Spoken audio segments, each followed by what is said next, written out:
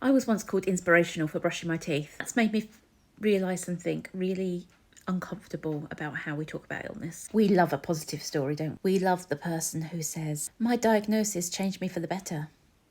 I'm thriving despite everything. Sometimes that's real, sometimes optimism is survival, but sometimes optimism isn't for the sick person.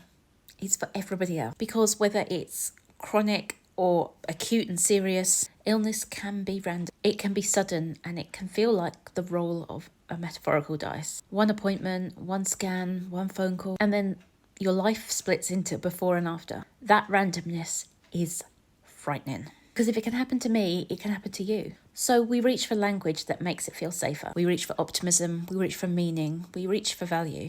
We say things like, at least, oh, you're so strong, you're so inspiring.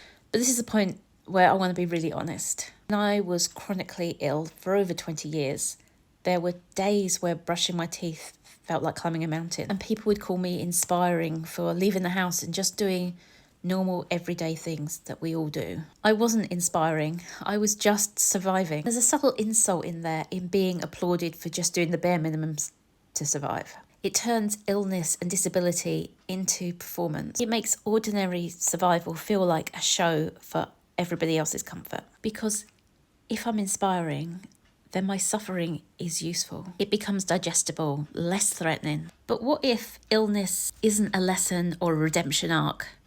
What if it's just hard? In a world and culture that activity and output, illness becomes more acceptable when it produces something. A story, a lesson, a brand, a comeback. But human worth was never meant to be conditional.